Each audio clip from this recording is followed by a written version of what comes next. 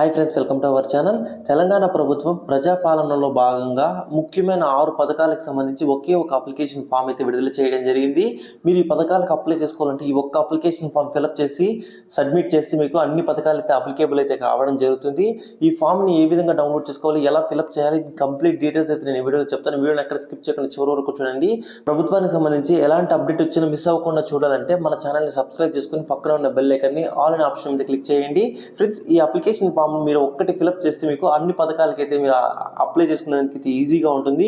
ఈ పథకంలో మనం ముఖ్యంగా చూసినట్లయితే ప్రజల పాలనలో భాగంగా మీరు దీనికి అప్లై చేసుకోవడానికి 28వ తేదీ డిసెంబర్ నుంచి మనకు ఈ అప్లికేషన్ ఫామ్ అనేది సబ్మిట్ అనేది దరఖాస్తులు అనేవి స్వీకరిస్తున్నారు.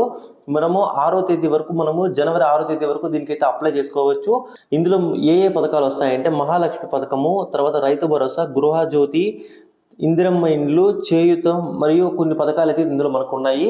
ఈ పథకాలన్నిటికీ కూడా మీరు ఏ పథకాలకి అర్హులై ఉంటారో అక్కడ జస్ట్ మీరు ఒక టిక్ చేస్తే మీకు ఆ పథకం అనేది అప్లై చేయడం అయితే జరుగుతుంది. మీకు మీరు అర్హులు లేని పథకాలకి మీరు టిక్ చేయకుండా గుమ్మన వదిలేసినా కూడా సరిపోతుంది. ఇప్పుడు ఏ విధంగా ఫిలప్ చేయాలో ఇప్పుడు తెలుసుకుందాము. ఫ్రెండ్స్, ఇక్కడ మనకు కుటుంబ సభ్యుని వివరాలు అయితే అడుగుతుంది. ఇక్కడ దరఖాస్తు సంఖ్య అనేది ఆఫీసర్లు వేస్తారు, మీరేం వేయాల్సిన అవసరం లేదు.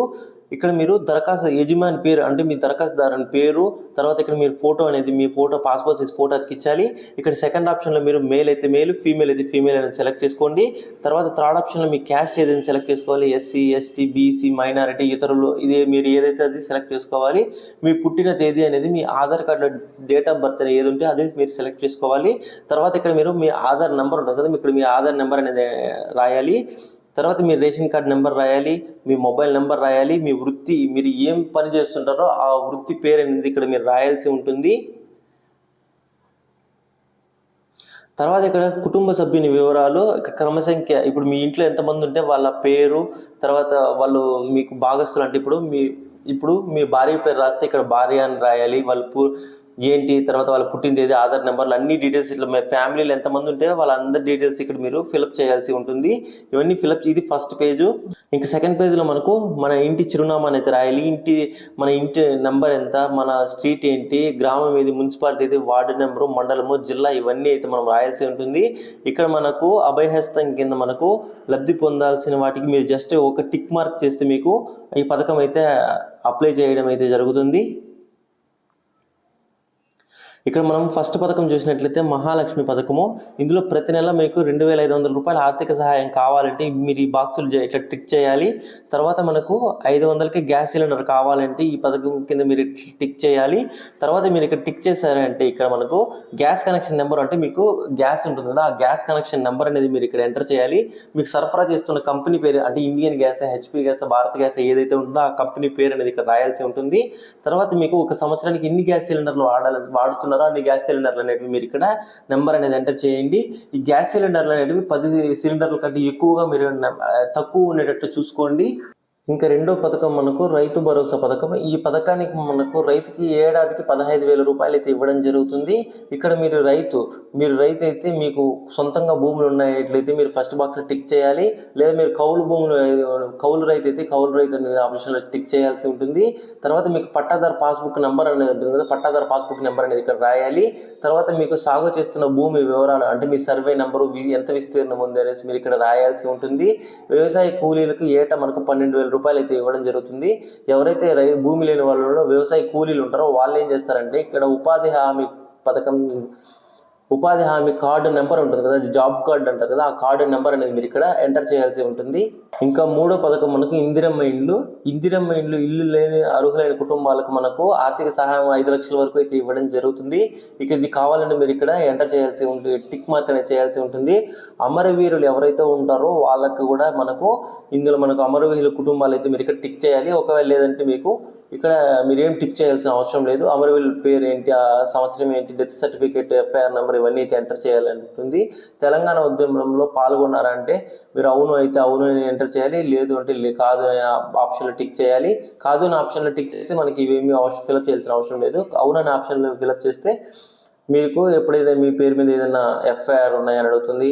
తర్వాత మీరు ఏదైనా జైల్లో ఉన్నట్లయితే జైలు దానికి సంబంధించి డీటెయిల్స్ అన్ని ఇక్కడ మీకు ఫిలప్ చేయాల్సి ఉంటుంది. ఒకవేళ ఇందులో మీరు ఏది లేకపోతే ఇవన్నీ ఆప్షన్స్ కూడా మీరు ఫిలప్ చేయాల్సిన అవసరం లేదు. తర్వాత గృహజ్యోతి పథకం. ఈ పథకానికి సంబంధించి కుటుంబానికి ప్రతి నెల 200 యూనిట్ల ఉచిత విద్యుత్ ఇవ్వడం జరుగుతుంది.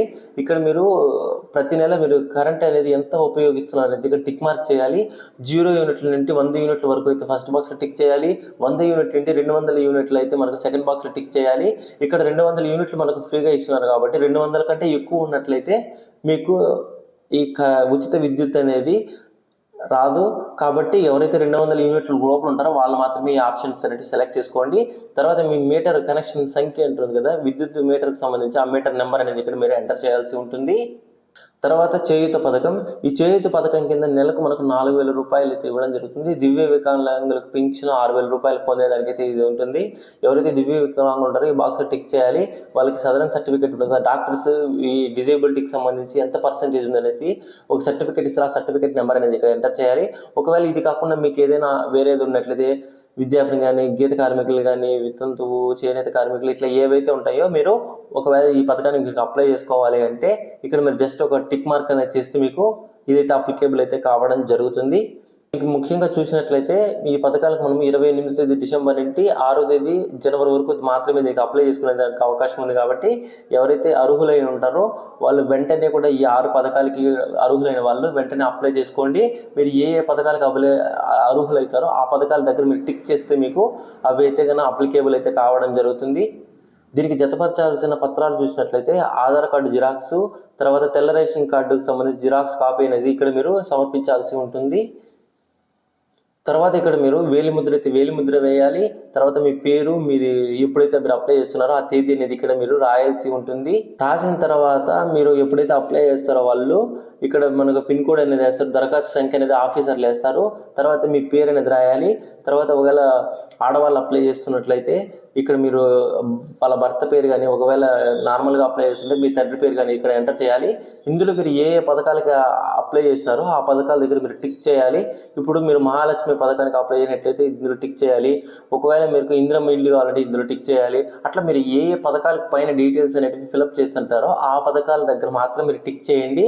ఒకవేళ మీరు అప్లై చేయకుండా ఉన్నట్లయితే ఆ పథకాల దగ్గర బాక్స్ అనేది ఖాళీగా ఉండిపోయినా కూడా సరిపోతుంది. ఇక్కడ మనకు అధికారి సంతకం అనేది వాళ్ళ డీటెయిల్స్ అనేవి ఇక్కడ ఫిలప్ చేస్తారు. తర్వాత ఈ గ్రామ మున్సిపాలిటీకి సంబంధించి మీ వార్డు ఏది వస్తుంది, మండలం ఏది వస్తుంది, జిల్లా ఏది, తేదీ ఏది, ఇవన్నీ మీరు ఫిలప్ చేయాల్సి ఉంటుంది. ఇది మాత్రం అధికారులు ఎవరైతే ఉంటారో వాళ్ళు ఫిలప్ చేస్తారు. ఈ దరఖాస్తు సంఖ్య కూడా వాళ్ళే అయితే ఇవ్వడం అయితే జరుగుతుంది. సో ఈ 4 పేజీలను మీకు ఫిలప్ చేసి మీరు అప్లై చేసుకోవచ్చు.